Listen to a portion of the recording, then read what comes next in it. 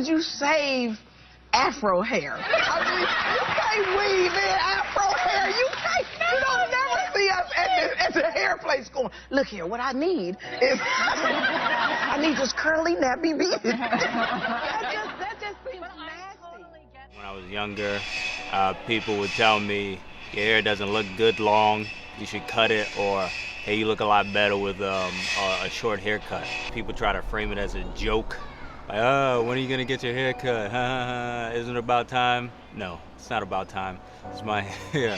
I mean, some of my other family members, they have like straighter hair than me. So just to be around them and have my, this thicker hair and this notion of, oh, your hair is different, you don't have the same kind of hair as us. There was a time in my life where I felt like, oh, maybe different is bad.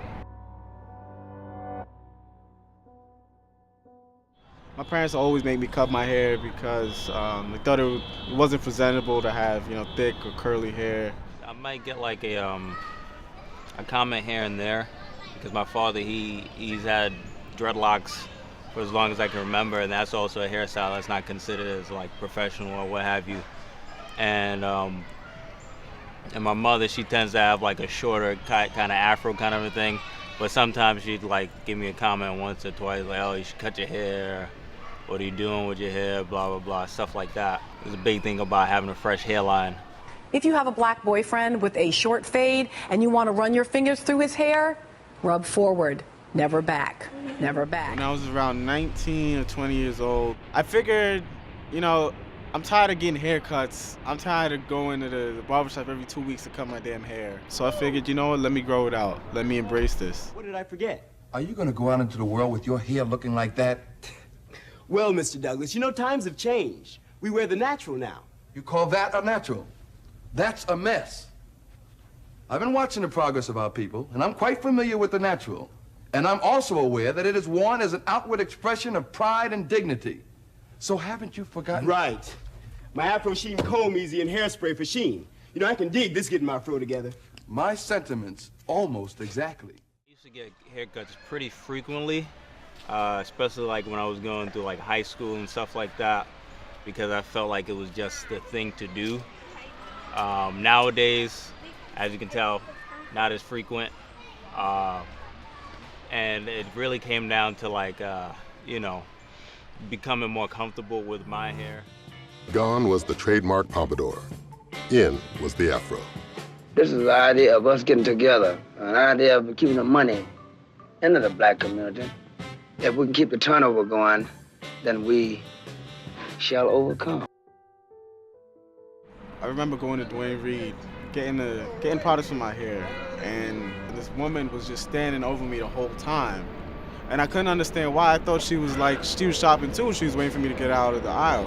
And then it hit me that if I'm gonna grow my hair this way and I'm gonna look like this, people are gonna judge me regardless of where I go. How does Gabby Douglas' mother even let her be on national television with those edges looking like that? Why are you so sad? Because they didn't like my dreads.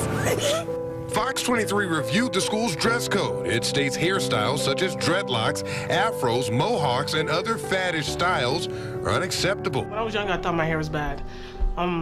Growing up, especially in America, it was always straightening your hair. Violinist and honor student Vanessa Van Dyke's desire to be different has become an issue at her private school. Her look is being called a distraction. According to school administrators, the way she styles her hair is a violation of student conduct. Everybody told me that my hair was too big and that nobody could actually take care of it. So I believed that for most of my life. Your hair will be like gold silk. Oh, the things I must bear.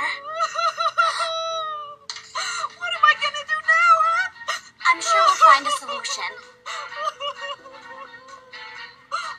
What's happened that's so terrible? A catastrophe. What happened to my hair? Normally it's straight. I was just walking down the hall when poof, my whole head of hair puffed up just like that. In elementary school, it's certain kids would say, oh, they call it nigger hair. And people say, oh, you got nigger hair. I got my hair relaxed when I was 6 years old, only because my stepmother did my hair. We used to take care of my hair, and she said my hair was too thick. and it was too coarse, so she didn't want to have to keep combing it all the time. I had to relax it since I was like 10 or 12. First perm, it burned me so badly, like the front of the my whole hairline was burned. So like when it flaked off, my whole hairline was pink. A hot comb figures prominently in the childhood memories of many a black woman. It's why when a black woman talks about the kitchen, she is not just referring to the room in the house where the comb was heated and where the straightening sessions occurred. She's also talking about the nape of her neck, commonly the hair most resistant to heat-induced transformation. When I got to high school, right before college, my mom let me cut my hair. And then I came back home with a mohawk, and they didn't like that. And they realized that maybe allowing me to have dreads was way better than me coming back home with a mohawk. Beautiful people know true beauty is natural.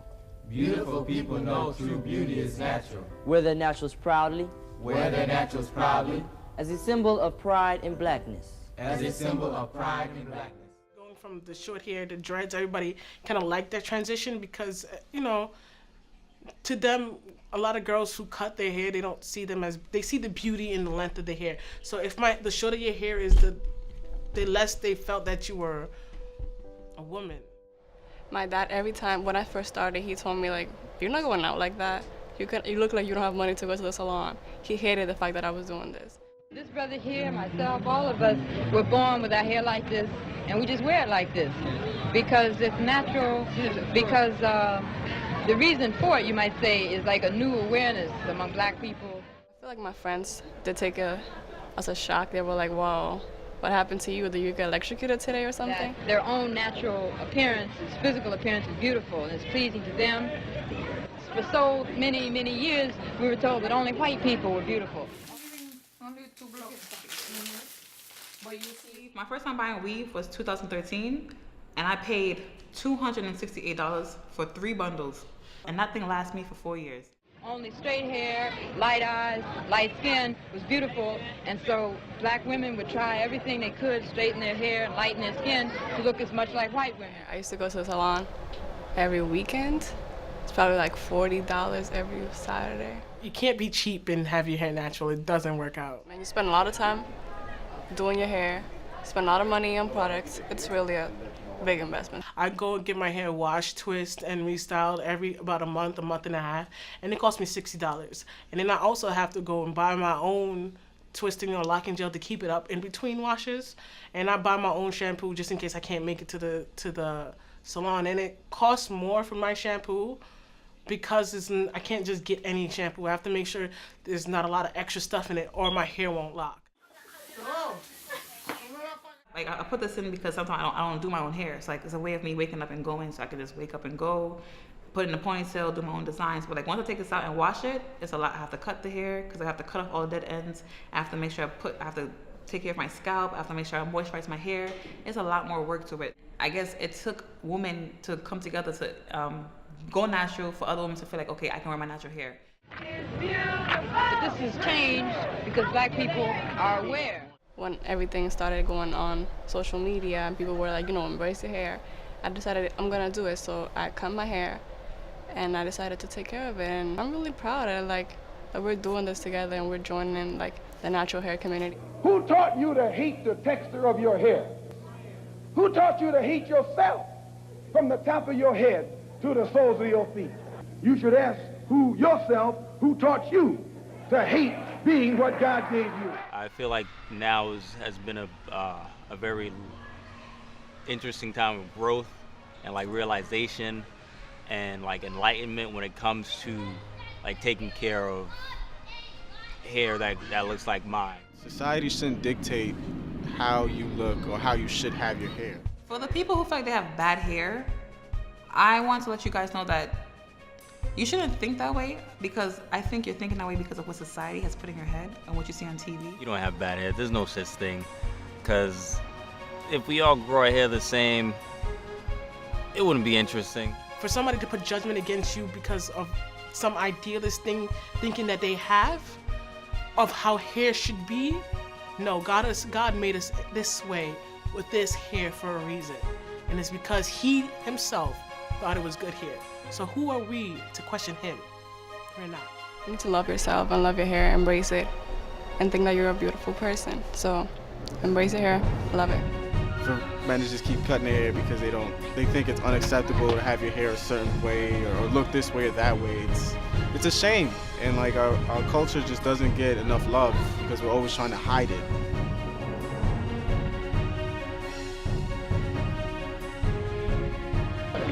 White people are aware of it too, because white people now want natural wigs. They want wigs like this. Dig it? Isn't it beautiful? All right. What do you think of your hair? I love my hair. I know you do. And your doll has hair just like yours. What's her name? Addie.